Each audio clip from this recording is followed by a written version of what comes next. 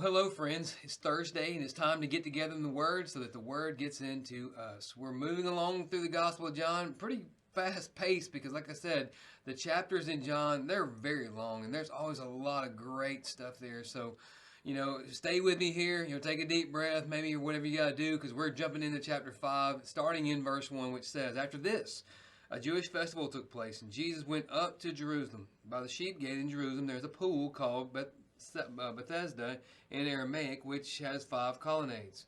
Within this lay a large number of the disabled, blind, lame, and paralyzed. One man was there who'd been disabled for 38 years. When Jesus saw him lying there and realized he'd already been there a long time, he said to him, "Do you want to get well?" "Sir," the disabled man answered, "I have no one to put me into the pool when the water is stirred up. But while I'm coming, someone goes ahead of me." "Get up," Jesus told him. "Pick up your mat and walk." Instantly the man got well, picked up his mat, and started to walk. All right, so just a reminder, when you get to the end of John's gospel, he says, hey, I haven't been able to record all the miracles and the wonders that Jesus did. If I did, it'd take enough scrolls to cover the whole earth. I mean, Jesus performed almost innumerable numbers of miracles of healing, demon exorcism, you name it, because he ministered among thousands upon thousands upon thousands.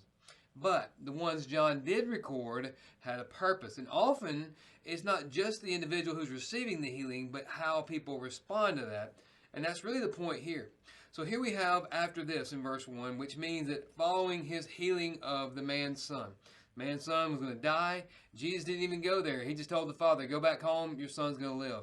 Sure enough, the man understood that from the moment Jesus said that, to the very moment he was made well, according to his servant, it was a correlation. You couldn't deny that it had been a miracle performed by Jesus. So now we see Jesus, maybe with his disciples, most likely headed up to Jerusalem, which, as you know, Galilee is actually in the north. Jerusalem's in the south. Up means the fact that Jerusalem is built up on a mount. So you always had to go up to get to Jerusalem.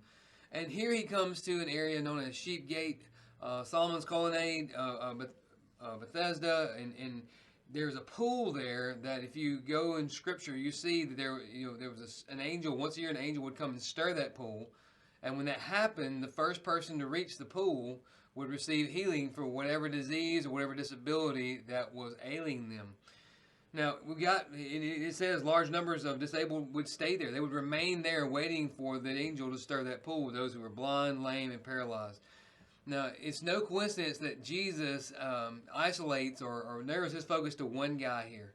Notice it says that when he became aware that he'd been there a long time.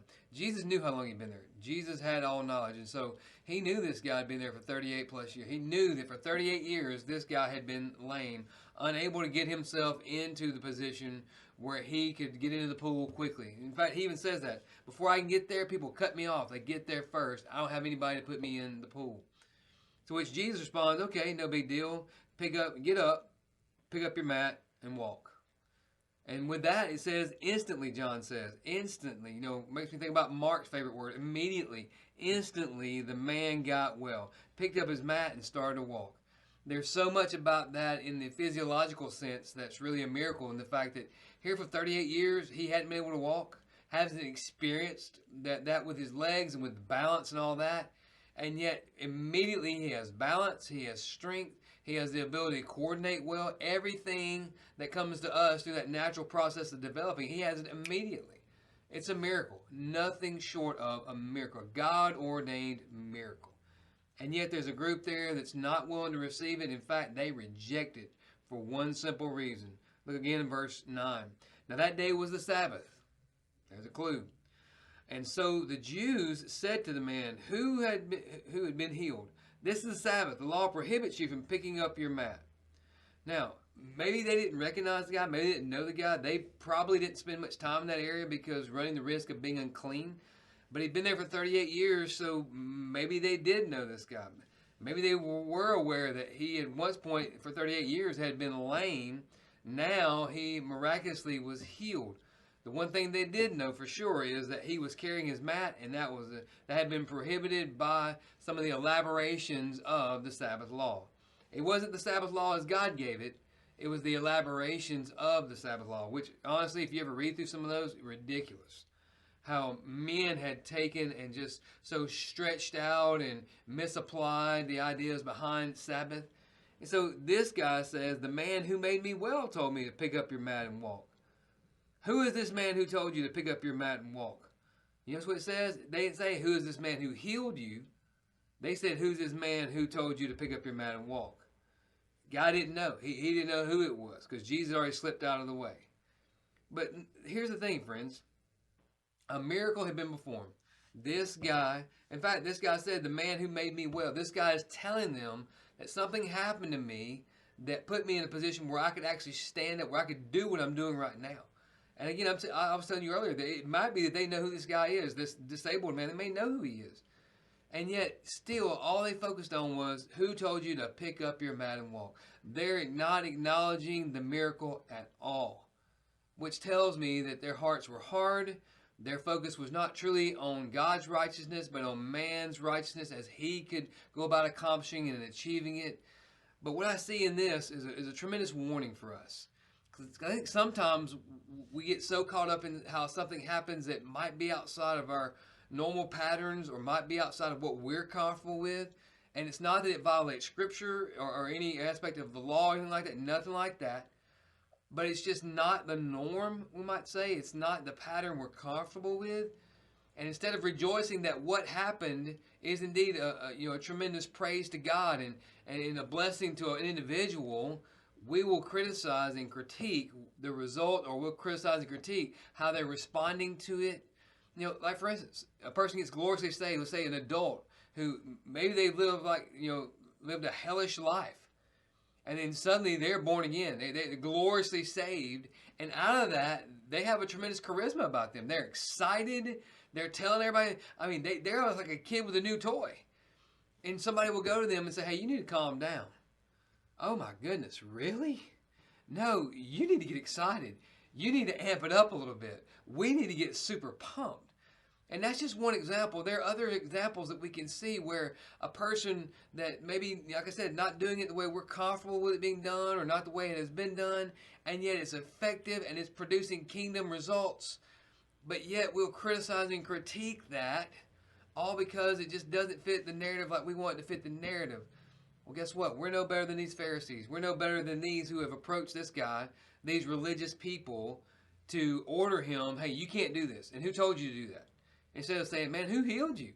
My goodness, Bobby, let's just say, my goodness, Bobby, you've been lame for 38 years. How is it that now you're up and walking, you're even able to carry your own mat? How can this be? Tell us who did this.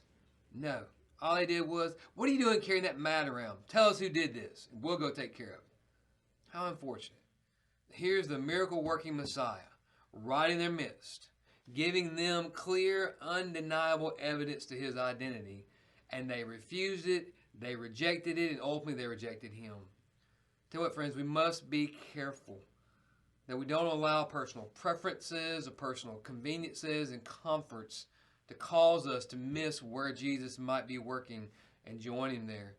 Instead, we miss it and we critique the one who may be carrying out the ministry, or we critique the one who's got full of excitement and joy. That just can't be. No. We can't be like these religious people who critiqued and criticized. We've got to be like this man who did exactly what Jesus told him. He got up, he walked by the miracle of healing, he took up his mat, did exactly what Jesus told him to do. And that's what we need to do today. I don't know where you're going. I don't know if you're headed to work. I don't know if you're headed to school. I don't know if you're headed out for some leisure. I don't know. But what I do know is this. If you're born again, then you're being sent out by God today to someone and to something. Both of those can be together in terms of the gospel, obviously. But don't let your criticism of the world or your critique of others blind you to where Jesus is working so that you don't miss it and you don't miss out. You're able to be a participant in what God is doing today. Think about that.